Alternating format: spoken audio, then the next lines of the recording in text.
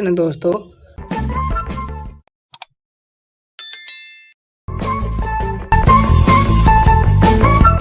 कोशिका शब्द सर्वप्रथम किसने प्रतिपादित किया? तो दोस्तों कोशिका शब्द जो है वो सबसे पहले कौन दिए थे बताइए आप लोग?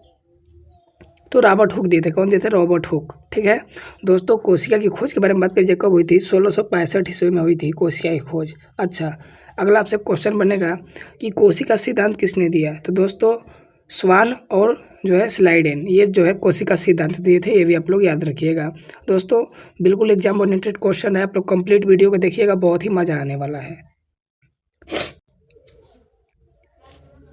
कोशिका सिद्धांत किसने दिया था? तो अभी अभी हम लोग ऊपर बताए हैं, बताइए आप लोग कोशिका सिद्धांत कौन दिए थे? अगर कोशिका की खोज के बारे में बात करी जाए तो रॉबर्ट हुक किए थे 1665 में, और कोशिका सिद्धांत जो है दोस्तों स्लाइडेन और स्वान दिए थे। ऑप्शन जो दोस्तों वो क्या होगा? वो सी राइट आंसर होगा। अच्छा, सबसे बड़ी जो कोशिका है दोस्तों वो किसकी होती है?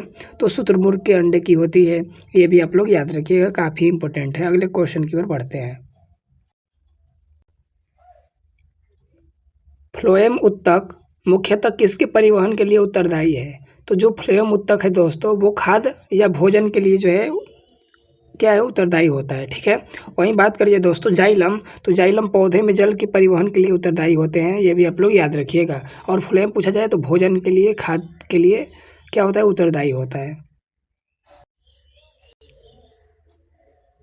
पौधों में जल परिवहन के लिए डैश उत्तरदायी है? तो पौधे में जल परिवहन के लिए बताइए दोस्तों।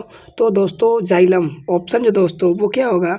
वो डी राइट आंसर होगा। ठीक है, काफ़ी इंपॉर्टेंट क्वेश्चन, इसको आप लोग जरूर याद रखिएगा। और दोस्तों अगर आप चैनल पर नए होंगे तो चैनल को जरूर सब्सक्राइब करिएगा और लाइक भी करते चलिएगा। मानव शरीर का सबसे बड़ा अंग कौन सा है? अच्छा, कई लोग अब इसको जो है लीवर या यकृत बोलेंगे, जो कि बिल्कुल गलत है। दोस्तों मानव शरीर के सबसे बड़ा जो अंग है वो त्वचा है, स्किन है, क्योंकि सर के नीचे से लेके और जो है बिल्कुल पाँव तक त्वचा ही है, सबसे बड़ा स्किन है। ठीक है, अगर वहीं बात करी जाए मेरे प्यारे दोस्तों, मानव शरीर की सबसे बड़ी हड्डी कौन सी है? तो फीमर है, जो कि जांघ की हड्डी है।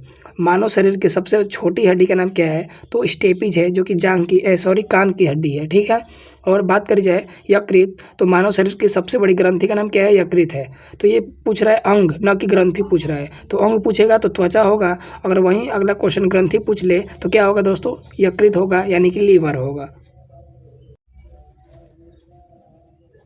मानव शरीर में सबसे बड़ी ग्रंथि डैश है? तो दोस्तों आप लोग इस वीडियो को कंप्लीट देखिएगा, बहुत ही मज़ा आने वाला है। तो दोस्तों मानव शरीर की सबसे बड़ी ग्रंथि पूछ रहे हैं मेरे लाडलो, तो यकृत होगा, लीवर होगा। ऑप्शन जो दोस्तों वो बी राइट आंसर होगा। यह क्वेश्चन काफ़ी इंपॉर्टेंट है, बिल्कुल एग्जाम ओरिएंटेड है। आहार नाल की सबसे बाहरी परत को क्या कहा जाता है? तो दोस्तों आहार नाल होता है, इसके बाहरी परत को जो है वो शिरोशा कहा जाता है। क्या कहा जाता है दोस्तों? शिरोशा कहा जाता है। ऑप्शन जो दोस्तों वो ए राइट आंसर होगा। अच्छा दोस्तों, आहार नाल की जो मध्य वाला पिछला भाग है उसको मस्क्यूलरिस कहते हैं। ठीक है, और आहार नाल की सबसे जो भीतरी परत होती है मेरे लाडलो, उसको बोलते हैं म्यूकोसा। याद रखिएगा, काफ़ी इंपॉर्टेंट है। बाहरी पूछेगा तो सिरोसा, मध्य वाला पूछेगा तो मस्क्यूलियरिस, और भीतरी पूछेगा तो म्यूकोसा। ठीक है, अगले क्वेश्चन की ओर बढ़ते हैं। अगला क्वेश्चन है दोस्तों, आहार नाल कोष्टक में दिया है एलिमेंट्री कैनाल की अवकाशिका यानी ल्यूमेन की सबसे भीतरी परत क्या है? तो दोस्तों अभी जस्ट मैं अभी ऊपर ही बताया हूँ कि भीतरी जो परत है मेरे लाडलो वह क्या है? म्यूकोसा है। ऑप्शन दोस्तों वो बी राइट आंसर होगा, काफ़ी इंपॉर्टेंट है, इसको याद रखिएगा। शुष्क बर्फ का रासायनिक सूत्र क्या है? दोस्तों कई बार एग्जाम में पूछा गया है। तो शुष्क बर्फ का जो रासायनिक सूत्र होता है CO होता है। ठीक है, ऑप्शन जो दोस्तों वो क्या होगा? वो ए राइट आंसर होगा। H2O जो है दोस्तों जल होता है, CO2 कार्बन डाइऑक्साइड होता है। भारी जल का रासायनिक सूत्र या नाम क्या है? तो देखिए दोस्तों, सूत्र पूछा जाए भारी जल का रासायनिक सूत्र तो D2O होता है। क्या होता है मेरे लाडलो? D2O होता है। हैवी वाटर का रासायनिक सूत्र D2O होता है। और जो भारी जल का रासायनिक नाम है दोस्तों, यह ड्यूरियम ऑक्साइड होता है। ऑप्शन जो दोस्तों वो बी राइट आंसर होगा, इसको आप लोग याद रखिएगा। ठीक है, अगले क्वेश्चन की ओर बढ़ते हैं। 5 जगत वर्गीकरण का प्रस्ताव किसने दिया? तो दोस्तों आपसे एग्जाम में क्या पूछेगा, पहला पूछ सकता है कि 2 जगत वाला पूछ सकता है कि 2 जगत वर्गीकरण किसने दिया, 3 जगत किसने दिया, 4 जगत किसने दिया, 5 जगत किसने दिया। तो मैं आपको सब विस्तार से बता दे रहा हूँ और इससे क्वेश्चन एक होते हैं। तो सबसे पहले हम लोग बता दें कि 5 जगत वर्गीकरण का प्रस्ताव जो है दोस्तों वो व्हीटेकर RH व्हीटेकर दिए थे, सॉरी व्हीटेकर। ऑप्शन जो दोस्तों वो क्या होगा, वो भी राइट आंसर होगा। ठीक है। अच्छा, जो 2 जगत वर्गीकरण है वो कैरोलस लिनियस दिए थे। ठीक है। जो 3 जगत वर्गीकरण है दोस्तों अर्नेस्ट हैकल द्वारा दिया गया था। जो 4 जगत प्रणाली के जनक हैं वो कोपलैंड हैं। और जो 5 जगत है दोस्तों व्हीटेकर है। ठीक है, व्हीटेकर, RH व्हीटेकर, याद रखिएगा, काफ़ी इंपॉर्टेंट है। अगले प्रश्न की ओर बढ़ते हैं। हेलोकाइलाइन डैश में एक महत्वपूर्ण परिवर्तन से संबंध है। तो दोस्तों हेलोकाइलाइन जो है दोस्तों इसका जो संबंध है लवणता से संबंध है। ऑप्शन जो दोस्तों वो भी राइट आंसर होगा। यह क्वेश्चन बिल्कुल एग्जाम ओरिएंटेड है। निम्नलिखित अधातुओं में से कौन सा द्रव और रूप में पाया जाता है? तो दोस्तों द्रव रूप में जो है इसमें से ब्रोमीन पाया जाता है। ऑप्शन जो दोस्तों वो सी राइट आंसर होगा। दोस्तों ब्रोमीन एक अधातु है जो द्रव अवस्था में पाई जाती है और काफ़ी इंपॉर्टेंट क्वेश्चन, इसे आप लोग जरूर याद रखिएगा। अगर वहीं पूछा जाए कि वह एकमात्र धातु कौन सी है जिसका प्राकृतिक रूप द्रव है, तो वो जो है दोस्तों वो पारा है, मरकरी है, ये भी आप लोग याद रखिएगा। वह एकमात्र धातु कौन सी है जिसका प्राकृतिक रूप द्रव है? तो द्रव में जो है दोस्तों पारा मरकरी पाया जाता है। ऑप्शन जो दोस्तों वो ए राइट आंसर होगा। और पारा का संकेत जो है Hg होता है, Hg। ठीक है, ये भी आप लोग याद रखिएगा।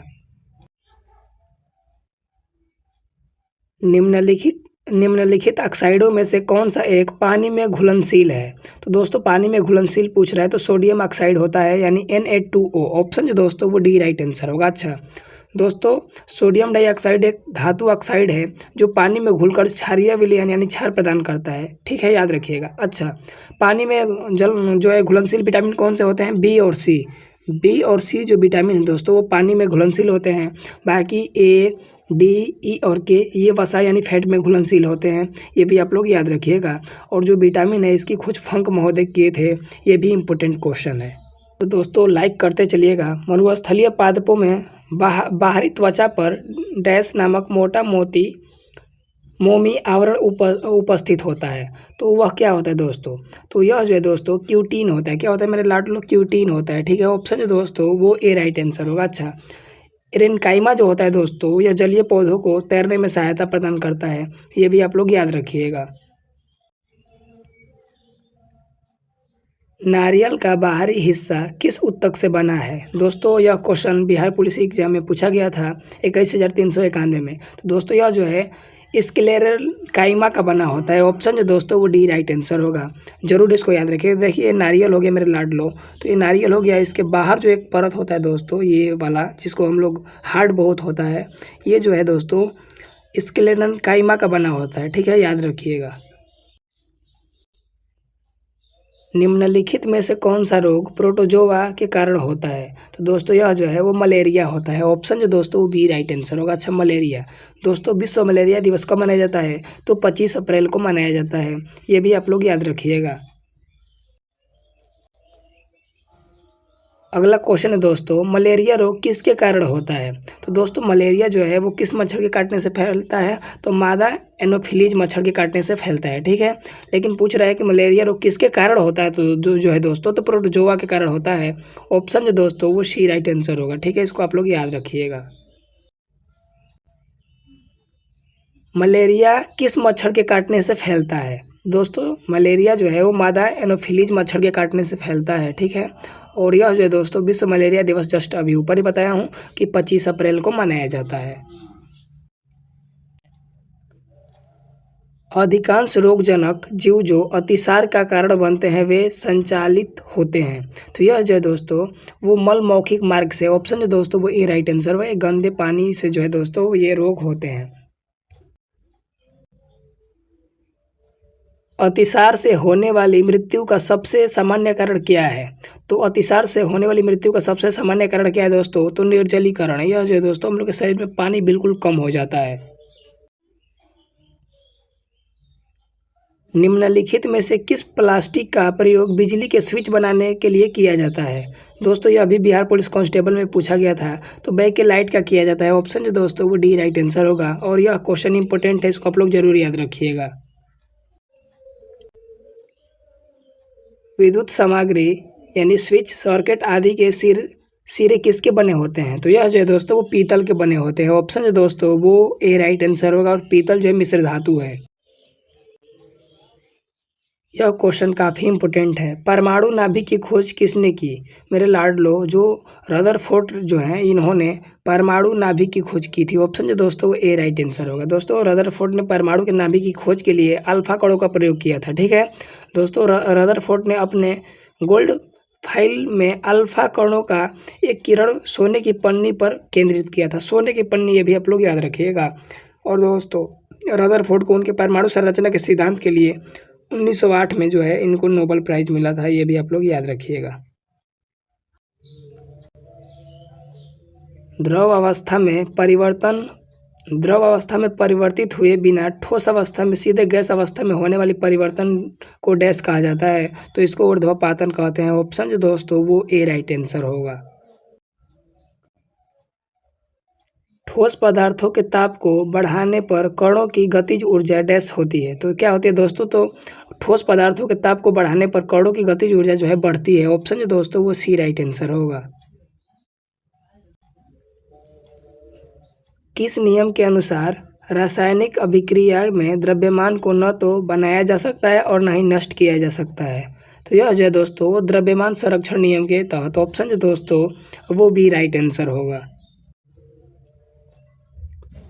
IUPAC का पूर्ण रूप क्या है? दोस्तों, बिहार पुलिस कांस्टेबल का फेवरेट क्वेश्चन है। तो इसका फुल फॉर्म जो है दोस्तों International Union of Pure and Applied Chemistry. ठीक है, ऑप्शन जो दोस्तों वो ए राइट आंसर होगा। इसको याद रखिएगा। शुद्ध और अनुप्रयुक्त रसायन विज्ञान का अंतर्राष्ट्रीय संघ। निम्नलिखित में से कौन जंतु जगत की सबसे बड़ा संघ है? तो आर्थ्रोपोडा है। ऑप्शन जो दोस्तों वो आर्थ्रोपोडा, ऑप्शन जो दोस्तों वो ए राइट आंसर होगा। किस नियम को जड़त्व का नियम भी कहा जाता है? तो दोस्तों, न्यूटन का जो पहला गति नियम है इसको हम लोग जड़त्व का नियम बोलते हैं। आप लोग याद रखिएगा कि न्यूटन के कुल 3 गति नियम है। ठीक है, पहला जो है मेरे लाडलो वो जड़त्व का नियम है, दूसरा जो है वो संवेग का नियम है, और जो तीसरा है वो क्रिया प्रतिक्रिया एक्शन रिएक्शन है। अच्छा, न्यूटन का तीसरा गति नियम काफ़ी इंपॉर्टेंट है। इसके मैं कुछ उदाहरण दे रहा हूँ। दोस्तों, नाव से कूदना न्यूटन के किस गति नियम के कारण संभव है? तो तीसरा। दोस्तों, चलना न्यूटन के किस गति नियम के कारण है? तो तीसरा। दोस्तों, इक्का गाड़ी चलती है तो इसमें न्यूटन का कौन सा गति नियम लगता है? तीसरा। राइफल से गोली छोड़ना न्यूटन के किस गति नियम के कारण संभव है? तीसरा। ठीक है, काफ़ी इंपॉर्टेंट। जल में तैरना न्यूटन के किस गति नियम के कारण संभव है? तो तीसरा। ये सब याद रखिएगा।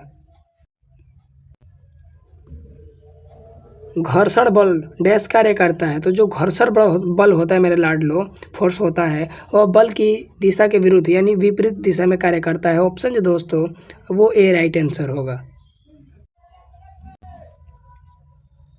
निम्नलिखित में से किसे यशद उन कहा जाता है? तो यशद उन जो है दोस्तों वो जिंक ऑक्साइड को कहा जाता है। ऑप्शन जो दोस्तों वो सी राइट आंसर होगा। दोस्तों, जस्ते का फूल जिंक ऑक्साइड को कहते हैं, और यह सफ़ेद रंग का पाउडर होता है जो जस्ता धातु को जलाकर प्राप्त किया जाता है। ठीक है, इसे यशद पुष्प या फिलोसफर का ऊन भी कहा जाता है। किस परिघटना के कारण स्वच्छ आकाश नीला रंग का दिखाई देता है? तो दोस्तों, स्वच्छ आकाश जो नीला वो प्रकाश का प्रकीर्णन के वजह से दिखाई देता है। ऑप्शन जो दोस्तों वो डी राइट आंसर होगा। सूर्योदय और सूर्यास्त के समय भी सूर्य लाल जो है वो प्रकाश के प्रकीर्णन के कारण ही दिखाई देते हैं। सूर्योदय और सूर्यास्त के समय सूर्य लाल दिखाई देता है, यह प्रकाश के किस घटना के कारण संभव है? तो यह जो है दोस्तों प्रकाश के प्रकीर्णन के कारण संभव है। ऑप्शन जो दोस्तों वो सी राइट आंसर होगा। विभवांतर को मापने के लिए किस यंत्र का प्रयोग किया जाता है? तो दोस्तों, विभवांतर को मापने के लिए वोल्ट मीटर का प्रयोग किया जाता है। ऑप्शन जो दोस्तों वो डी राइट आंसर होगा। फ्यूज हमेशा डैश जुड़े होते हैं? तो जो है दोस्तों वो श्रेणी क्रम में जुड़े होते हैं। जिस परिपथ को संरक्षित करना है उसके साथ श्रेणी क्रम में जुड़ जाते हैं। ठीक है, ये भी आप लोग याद रखिएगा, श्रेणी क्रम। ठीक है, काफ़ी इंपॉर्टेंट है। एक नाभिक की द्रव्यमान संख्या क्या होती है दोस्तों? तो न्यूट्रॉनों और प्रोटॉनों की संख्या का योग होती है। ऑप्शन जो दोस्तों वो ए राइट आंसर होगा। पुरकिंजे ने कोशिका के द्रव पदार्थों के लिए जीवद्रव्य शब्द किस वर्ष गढ़ा? तो यह जो दोस्तों 1839 में गढ़े थे। ऑप्शन जो दोस्तों वो ए राइट आंसर होगा। पादप कोशिका भित्ति किससे बनी होती है? तो यह जो है दोस्तों वो सेल्यूलोज की बनी होती है और काफ़ी इंपॉर्टेंट क्वेश्चन है दोस्तों, इसको आप लोग जरूर याद रखिएगा। अगला क्वेश्चन आपसे बन सकता है कि जो कवक होते हैं उनकी कोशिका भित्ति किसकी बनी होती है? तो काइटिन की बनी होती है, ये भी आप लोग याद रखिएगा। कवक की कोशिका भित्ति मुख्य रूप से बनी होती है, तो यह जो है दोस्तों कवक की यह काइटिन की बनी होती है। ऑप्शन जो दोस्तों वो बी राइट आंसर होगा, याद रखिएगा, इंपॉर्टेंट क्वेश्चन है। जीवाणु यानी कि बैक्टीरिया की खोज कोशिका भित्ति किसकी बनी होती है? तो यह जो है दोस्तों वो पेप्टिगोग्लाइकन की बनी होती है। ऑप्शन जो दोस्तों वो सी राइट आंसर होगा और बहुत इंपॉर्टेंट क्वेश्चन है।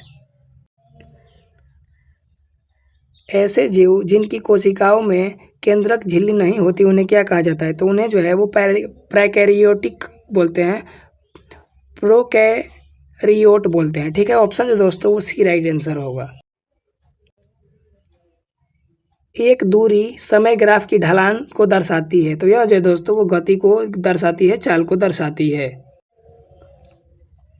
और आज का लास्ट प्रश्न, न्यूटन के गति का दूसरा नियम क्या बतलाता है? तो आप लोग पढ़े होंगे जो है दोस्तों, बल द्रव्यमान और त्वरण के गुणनफल के बराबर होता है, यानी F बराबर F क्या दिक्कत कर रहे हैं भाई, F बराबर M गुणे A। ठीक है, तो ये जो है न्यूटन का दूसरा है। ऑप्शन जो दोस्तों वो ए राइट आंसर होगा, इसको याद रखिएगा। तो वह न्यूट्रॉन की खोज किसने की? मेरे प्यारे साथियों, आप सबको पता होगा कि जो इलेक्ट्रॉन है इसकी खोज जे थॉमसन किए थे। जो प्रोटॉन है दोस्तों इसकी खोज जो है गोल्डस्टीन किए थे, और जो न्यूट्रॉन है दोस्तों इसकी खोज जो है वो कौन किए थे? चैडविक किए थे। ऑप्शन जो दोस्तों वो ए राइट आंसर होगा। काफ़ी इंपॉर्टेंट क्वेश्चन है, आप लोग याद करते चलिएगा। ठीक है दोस्तों, काफ़ी इंपॉर्टेंट क्वेश्चन है। कब किए थे? 1932 में। कब किए थे दोस्तों? 1932 में। ये भी आप लोग को पता होना चाहिए। ठीक है दोस्तों, काफ़ी इंपॉर्टेंट है। दोस्तों प्रोटॉन की जो खोज है जस्ट मैं अभी ऊपर ही बताया हूँ कि गोल्डस्टीन और रदरफोर्ड किए हैं, ये भी आप लोग याद रखिएगा। और जो इलेक्ट्रॉन है वो सबको पता है, जे थॉमसन किए हैं। कब? 1897 ईस्वी में। ठीक है दोस्तों, अगले क्वेश्चन की ओर बढ़ते हैं। दोस्तों जो अगला क्वेश्चन है, निम्नलिखित में से कौन सा एक रेडियोधर्मी तत्व द्वारा उत्सर्जन धन आवेशित जो है कण है? तो यह जो है दोस्तों रेडियोधर्मी तत्व जो है दोस्तों इसमें से अल्फा किरण है। ऑप्शन दोस्तों वो क्या होगा? वो सी राइट आंसर होगा, आप लोग इसको याद रखिएगा। लेकिन वहीं बात करी जाए, रेडियोधर्मी तत्व अल्फा कण, बीटा कण और गामा किरणें उत्सर्जित करते हैं। ठीक है दोस्तों, लेकिन धन आवेश पूछ रहा है चूंकि, तो अल्फा किरण होगा। रेडियोधर्मिता की खोज किसने की? दोस्तों रेडियोधर्मिकता की जो खोज है दोस्तों वो हेनरी बैक्वेरेल। ठीक है दोस्तों, आप लोग इसको याद रखिएगा, काफ़ी इंपॉर्टेंट क्वेश्चन है। और वहीं अगला क्वेश्चन आपसे पूछा जा सकता है कि रेडियोधर्मिकता का एसआई मात्रक क्या है दोस्तों? तो बेकरेल है। ठीक है दोस्तों, रेडियोधर्मिकता का एसआई इकाई क्या है? तो दोस्तों जस्ट मैं अभी ऊपर ही बताया हूँ कि बेकरेल है। ऑप्शन दोस्तों वो क्या होगा? डी राइट आंसर होगा। ठीक है दोस्तों, और डेसिबल में क्या मापा जाता है? ध्वनि की आवृत्ति। निम्न को मिलाइए। आप लोग बताइए जो है दोस्तों कि जो एपी कल्चर होता है दोस्तों ये मधुमक्खी पालन होता है। जो सेरी कल्चर होता है दोस्तों ये वनवर्धन या रेशम कीट पालन होता है। जो विटी कल्चर होता है दोस्तों अंगूरों का खेती होता है। तो ए का 2 होगा, ए का 2 होगा, बी का जो है दोस्तों वो 3 होगा, और सी का जो है दोस्तों वो 1 होगा। किसमें दिया है? ऑप्शन जो दोस्तों वो डी राइट आंसर होगा। इसमें आप लोग देखिए ऑप्शन जो दोस्तों वो डी राइट आंसर होगा, और इंपॉर्टेंट क्वेश्चन इसको आप लोग छापते चलिएगा। आनुवंशिकता का नियम किसके द्वारा प्रस्तावित किया गया था? तो दोस्तों ग्रेगर जॉन मेंडल जो है दोस्तों इनके द्वारा किया गया था। ऑप्शन दोस्तों वो बी राइट आंसर होगा। दोस्तों ग्रेगर जॉन मेंडल को नोबेल पुरस्कार नहीं मिला था। ठीक है दोस्तों, ये आप लोग याद रखिएगा। और दोस्तों जो ग्रेगर जोहान मेंडल हैं दोस्तों इन्होंने मटर के पौधे पर शोध कार्य किया था।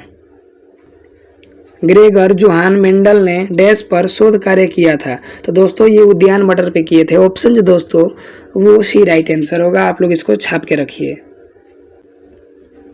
ग्रेगर जॉन मेंडल ने डैश के अध्ययन द्वारा आनुवंशिकी की सिद्धांत प्रतिपादित किया था। तो आनुवंशिकी की जो सिद्धांत है दोस्तों वो मटर के पौधे पर जो है दोस्तों प्राप्त किए थे। ऑप्शन जो दोस्तों वो सी राइट आंसर होगा। इसको आप लोग छापते हुए चलिए। देखिए क्वेश्चन इंपॉर्टेंट है। कोशिका सिद्धांत किसने प्रस्तुत किया कि सभी पादपों और जंतु कोशिकाओं से बने होते हैं और कोशिका जीवन की मूल इकाई है। तो दोस्तों स्लाइडन और स्वान जो है दोस्तों इन्होंने कोशिका सिद्धांत दिया है। ऑप्शन जो दोस्तों वो डी राइट आंसर होगा, स्लाइडन और स्वान। द्विनाम पद्धति की प्रणाली किसके द्वारा दी गई थी? तो दोस्तों यह जो है वो कैरोलस लिनियस द्वारा दी गई थी। ऑप्शन जो दोस्तों वो ए राइट आंसर होगा। दोस्तों द्विनाम पद्धति की खोज स्वीडिश वनस्पति शास्त्री और चिकित्सक कैरोलस लिनियस ने दी थी। ठीक है दोस्तों, उन्होंने इस पद्धति को जीवों के वैज्ञानिक नामकरण के लिए विकसित किया, जिसमें प्रत्येक जीव के नाम में दो भाग होते हैं, पहला वंश और दूसरा जाति होता है। ठीक है दोस्तों, और वर्गीय यानी फादर ऑफ टैक्सोनॉमी किसे कहते हैं? कैरोलस लिनियस को कहा जाता है। लिनियस ने द्विनाम पद्धति की अपनी अवधारणा को सबसे पहले किसमें प्रकाशित किया? काफी दोस्तों इंपोर्टेंट क्वेश्चन है। तो दोस्तों यह जो है स्पीसीज प्लांटेरम में किए थे। ऑप्शन जो दोस्तों वो बी राइट आंसर होगा, स्पीसीज प्लांटेरम। सूत्रकणिका यानी माइटोकॉन्ड्रिया को कोशिका के शक्तिगृह यानी पावर हाउस के रूप में जाना जाता है। क्यों जाना जाता है दोस्तों? क्योंकि वे कहा जाता है दोस्तों क्योंकि एटीपी उत्पन्न करते हैं। ऑप्शन जो दोस्तों वो सी राइट आंसर होगा। ठीक है, इसको आप लोग याद रखिएगा, काफी इंपोर्टेंट क्वेश्चन है। कोशिका का शक्तिगृह डैश होता है। तो दोस्तों कोशिका का शक्तिगृह या पावर हाउस जो है दोस्तों वो माइटोकॉन्ड्रिया को बोलते हैं। और कोशिका की खोज कौन की थी? रॉबर्ट हुक 1665 में। माइटोकॉन्ड्रिया की खोज किस वर्ष और किसके द्वारा की गई थी? तो दोस्तों यह जो है इसकी खोज कब पूछ रहे हैं? तो 1857 में। और किसके द्वारा?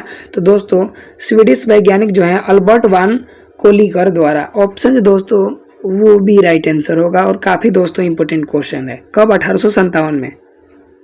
माइटोकॉन्ड्रिया शब्द किसके द्वारा दिया गया था?